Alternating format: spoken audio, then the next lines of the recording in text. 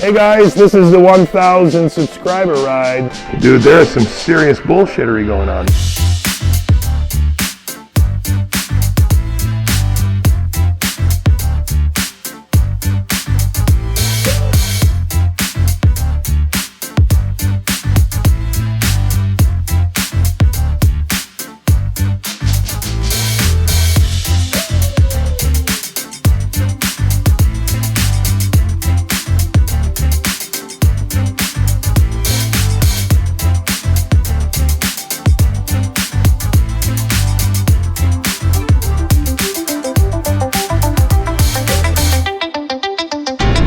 Good evening, Pittsburgh and universe. This is JC on a bike. My name is JC, and this is Journal Club on a Bike, the 1,000 subscriber episode. And I'm very excited to have a 1,000 subscriber episode. Hello. So the thing that's gotten me over the hump is my coronavirus coverage, and so I'm going to continue that coronavirus coverage on this ride and try to vary it up a little bit. If you haven't seen my previous videos and you want to know more about the possible origins of the current pandemic, you want to check out my coronavirus video.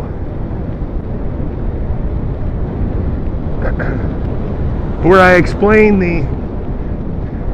the circumstances around this zoonotic event, or so-called zoonotic event, and the suspicious people surrounding it. I've also got a recent video that's been pretty well received, that shows that one Michael Osterholm went on Joe Rogan and at least deceived, if not outright lied, about what he knows about gain-of-function research in coronaviruses and other viruses, in flu virus, etc. And you will see the same pattern emerging from a number of different scientists who have been on some of the more seminal papers demonstrating that we can achieve gain-of-function modification of viruses using various laboratory methodologies. Peter Daszak is one of these people who runs a deceptively named company called Eco Alliance or something like that. This company funds virus research, and he claims to be interested in vaccines and other stuff, and he very well may be, but he's interested in a lot of things that are not necessarily in our best interests, but in the interest of making money and becoming famous. And the same can be said for Ralph Baric. Ralph Baric is also on some of the more controversial gain-of-function papers that there have ever been published about coronavirus. And so asking his opinion about this virus, in my humble opinion, is stupid, because he has a genuine conflict of interest. He doesn't want you to think about the possible dangers of gain-of-function research, and he doesn't want you to think about the possibility that, just like with cloning research, the Chinese government may have pushed it much farther than just collecting viruses and cataloging them. They may have continued to combine them, like the 2015 paper shows we can.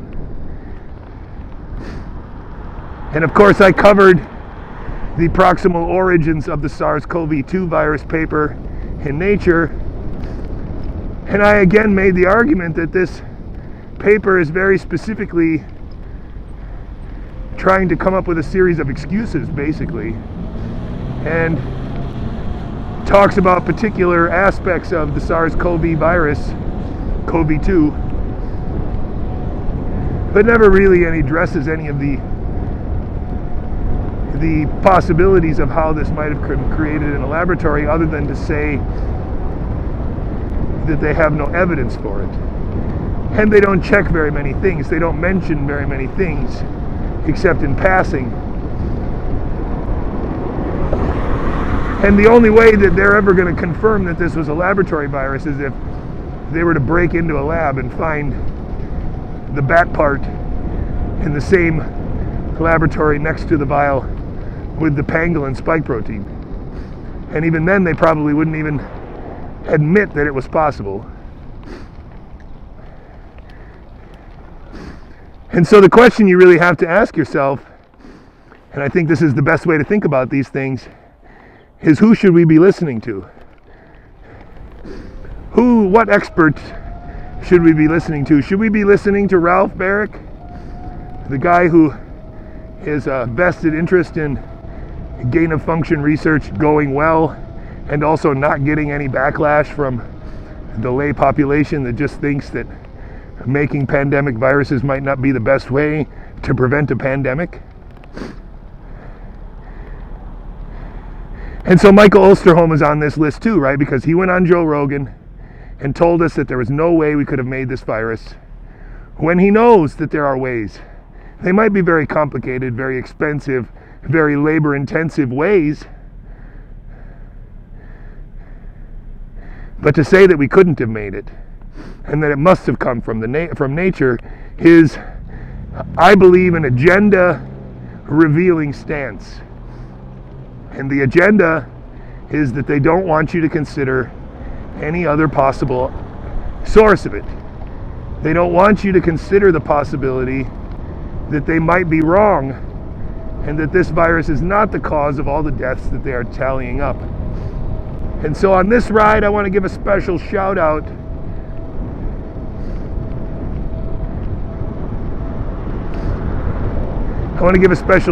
to a German pulmonary doctor who's gone on YouTube and made a coronavirus opinion video in conjunction with a TV program in Germany. And this guy is a highly respected scientist and epidemiologist, pulmonary physiologist in Germany. He's a specialist in respiratory diseases. He's not a fool. So just like Michael Osterholm, Dr. Wolfgang Wodarg, and another German scientist, Dr. Sucharit Bhakdi. I'm going to put both videos underneath in the links. These are two German scientists, both German doctors, who have come out against the idea that the SARS-CoV2 represents a pandemic that's significantly different than any other respiratory virus, coronavirus pandemic that we've had in the past. I've said this before in other videos, lots of scientists have come out and said already that, it's weird because we have unknown respiratory viruses that circulate every year. And some of them are common cold viruses and some of them are just, coronavirus, they're called. And that German doctor, those German doctors really talk about this as a sort of miscounting. And specifically what they say is that in Germany right now, and you can find this on both the websites of Johns Hopkins and everywhere else if you pay attention, that in Germany, if you have a heart attack in the hospital and you're positive for COVID-19, you get listed as dying of a heart attack, not dying of COVID-19. And in almost every other country keeping tally, it's the opposite. So every positive case is a positive case, even though they know that there are plenty of false positives associated with the tests, because it's just reverse transcriptase PCR. It's not a perfect test by any stretch of the imagination. So, but the false positives are completely ignored and counted as positive cases without discussion. There's no extra tests, no alternate primer set, nothing. And the negative ones are either tested again or they don't test those people. Like, that's the other thing. If you only test the extremely sick people and you don't test the asymptomatic people and you don't test the people who are not sick enough, then you're grossly underestimating the number of people that are infected, and as a result you're then overestimating the mortality rate, the morbidity. And that's where this German scientist is very upset, because he states in his video that in Germany there are anywhere between 7 and 15 cases of flu deaths that are also positive for coronavirus. So those deaths are considered extra deaths, above and beyond the flu. But every year they have between 2,000 and 5,000, or is it even higher than that, cases of the flu that are also comorbid with a coronavirus variant, and they never really blame it on the coronavirus. They just say that these are extra flu fatalities above and beyond the flu. I don't exactly remember what words he uses there. And then he states quite clearly that we are nowhere near that number yet. We are nowhere near this number where we should be alarmed because the deaths are now out of the ordinary. What he's saying there is that every year there's a certain percentage of flu deaths that coincide with coronavirus expression, and in Germany those are just considered extra unexplained flu deaths. And now, instead of talking like that, they are, if you're flu positive and corona positive, you are still dying from corona. If you have a heart attack in the hospital but you're corona positive, you're going to be dying of corona. If you have pneumonia and it's bacterial, which pneumonia is, they're going to call it a viral pneumonia because the virus enabled the pneumonia, and they're going to say you died of COVID-19. They're not saying that in Germany right now. The only people they are counting dead are the ones that have no other symptoms, no other sicknesses. And that's why the numbers in Germany are extremely low. They're testing everybody, finding a lot of positives, and they're counting all of them, but they're not counting the positives that die unless they die very specifically of pneumonia. You see? And since a certain percentage of flu victims die of pneumonia, then what he's suggesting is that we need to see a change in that ratio. And what he's saying is that you need data for more than 1 year in order to make that assumption. And until you make those measurements over the course of a year to show that the deaths are correlated with the coronavirus, we are not measuring anything. And we are not proving anything from an epidemiological or medical perspective.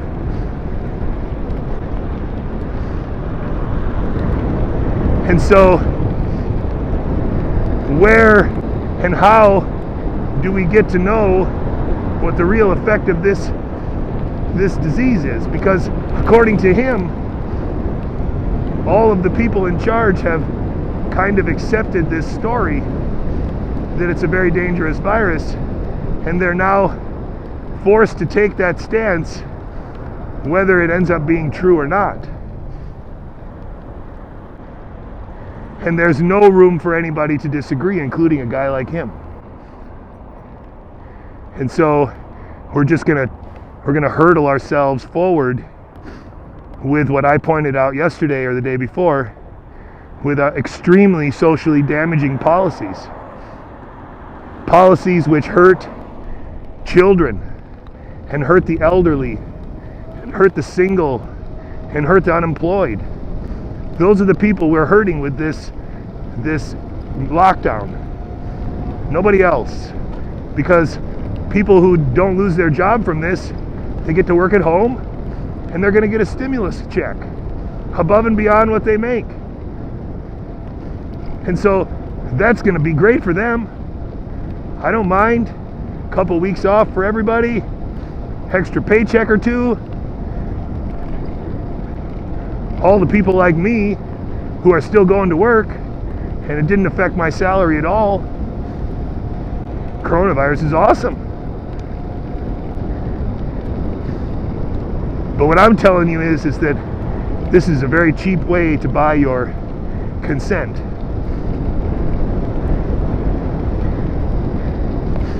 There's a couple things that are going around the internet, and I want to talk about them. First one is, we got to be nice to our kids.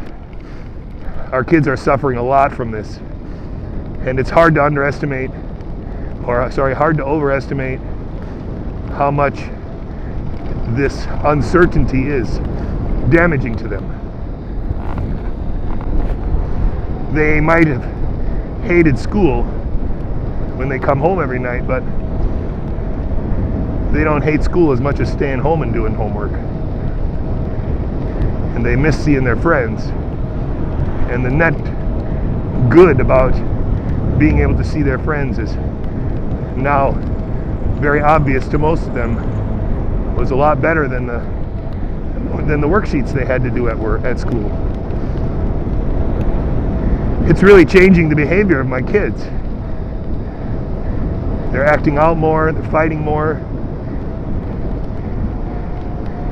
And it's not all their fault. They're stressed from this. And we as parents have to be aware of that and give them some slack. But if anything, we really need to engage, take advantage of this time, hug your children more. I'm very guilty of it myself. I don't hug my boys enough. Second thing I wanted to talk about is there's this rumor on Facebook where there's reports, database reports from Chinese telephone companies, cellular companies, and there's lots of these reports circulating that, you know, such and such telecom company reports. Some said telecom company reports like 12 million phones have gone offline. So lots of people like my videos but are a little frustrated by the idea that I don't really talk about what the agenda is, except for concealing fractional reserve banking. Well, here's one. My guess is that those 12 million phones that are missing are part of a larger program in China to crack down on burner phones. And the virus was a very convenient excuse to do that, because what they did was they forced people to pay for everything with their phone, and then also to identify themselves with a QR code on their phone so that they could prove that they had been, you know, that they were okay to walk around and that they lived in that building or whatever. So you can easily imagine a scenario where one of the main motivations, sort of one of the objectives, was to lock that place down. And you might think that communist China is not that bad, but I think communist China is pretty bad. And I think in terms of being a dissident or being against the communist regime in China is an especially bad place to be. And so from the perspective of shutting those people down, one of the best possibilities was this virus. It gives them all the excuse they need to lock everybody down, to make them use the electronic tagging systems that they want them to use, and to get us further down this sort of line where they can crack down on their citizens on the social media as well. And so again, without multiple phones, it's more difficult to pull off, you know, the kind of communication total control that the communist government really wants. So I would argue that those phones disappearing are simply the Chinese telecom company working with the government to eliminate the extra untraceable phones in the system. Done. And it's a convenient little thing to circulate over here to get conspiracy theories going about how dangerous this novel coronavirus really is when it's not. And I'm going to come back to this again, but you know, if they really sat Donald Trump down in a room and said that between 500,000 and 50 million people could die this year, and we can't guarantee that your family won't be part of them. That draft dodging, bone spur having orange clown would have pissed his pants and been unable to get in front of a camera again. It would have broken him. I don't know why, but I find that such a compelling piece of evidence, because I know he's a pussy. He's a giant wuss. And if he would talk shit right until somebody said, let's go outside. And then he would call the cops.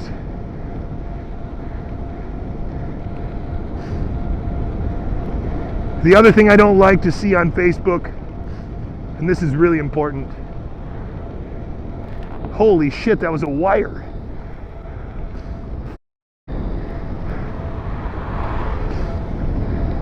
What I don't like to see on Facebook are circulating messages that seem to want to encourage a grassroots movement to mobilize for a constitutional convention.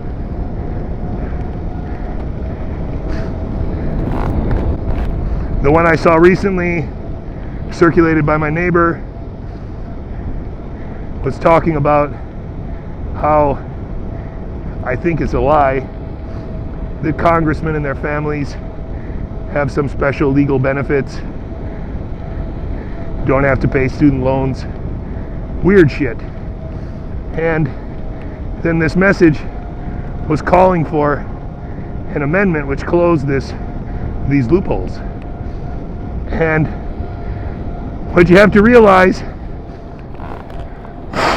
and as we go forward, we have to realize we can't trust any of these people, and the Constitutional Convention could be the most dangerous thing that ever happens to us in the next year. The one thing to legally understand about a Constitutional Convention, before I get too winded, is to understand that they can say that they're opening the Constitution for editing for whatever reason they want to. And then when they open it, once it's open, they can make any changes they want.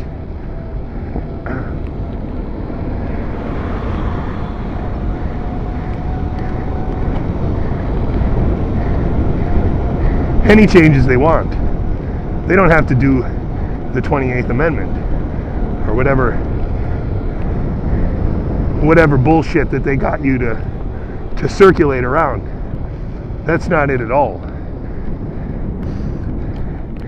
And if you let them do it, they will change the things in the Constitution that are now just ignored, but they are still there, codified in law.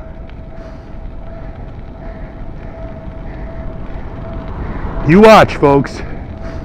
If this comes true, you will have heard it from here first. But of course, the bailout packages are still going on, man. We're now talking about the fourth bailout, the fourth coronavirus stimulus bill. And now, you might be asking yourself, just like I was asking myself, wait a minute, the fourth? I thought we just passed the first one. You see? You see how much lying and deception goes on? I'll give you another statistic. In 2008, we bought $80 billion worth of mortgage-backed securities as part of our sort of stimulus bill to help Wall Street recover from their own malfeasance. 80 billion. Now, just yesterday, we bought 250 billion worth of mortgage-backed securities. And interestingly, this caused problems for some people, who had shorted these mortgage-backed securities because they thought they would collapse in value until the government bought them at full price.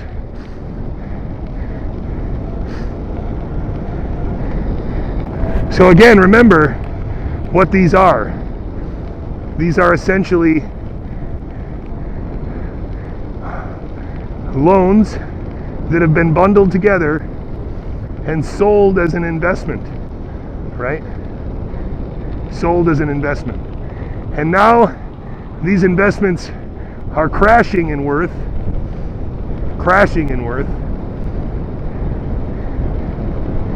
because the mortgages to which they are tied are collapsing in worth because of a wide variety of reasons, including the coronavirus. And so the government bought those mortgage-backed securities, imaginary instruments of investment, at their full imaginary value to the bank. That would be like me saying that this pair of Michael Jordan tennis shoes is worth $25,000 on the open market, and since I lost my job as a shoe dealer, the government should bail me out and pay me the market price for my shoes that I say the market price is, without any question and without looking at the market at all. That's what they're doing to banks, but they're not buying tennis shoes, they're buying billions of dollars of mortgage-backed securities. And this is just one little play, one little maneuver. They've got trillions more to maneuver with.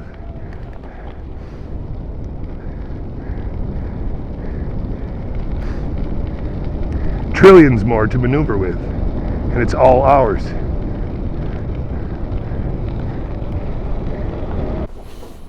Hey, JC on a bike here. This is my 1,000 subscriber ride, and I can't thank you all enough for pushing that button. If you haven't pushed it, push it right now.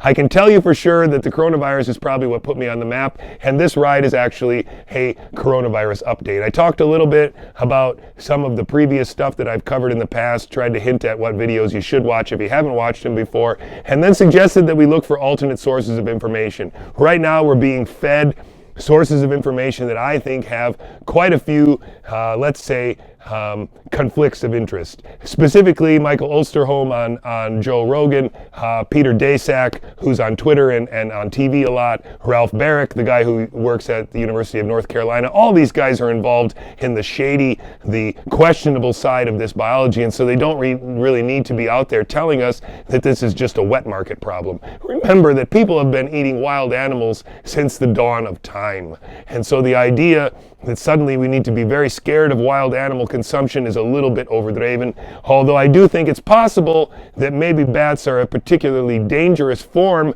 of wild animal consumption. I still don't think that the biologist in me really doesn't think that this is an extremely dangerous respiratory virus, but probably just an above average dangerous respiratory virus, which we have every year, and which the two scientists or the two doctors from Germany that I've linked in the description and talked about on the ride, those two doctors will tell you firsthand how they see this outbreak as being, this pandemic as being largely normal. And we don't have enough data to understand whether this pandemic is significantly different than any other coronavirus pandemic that we have every year. Okay, if you liked it, like and subscribe. Thanks again for joining me, and I'll see you later on the bike.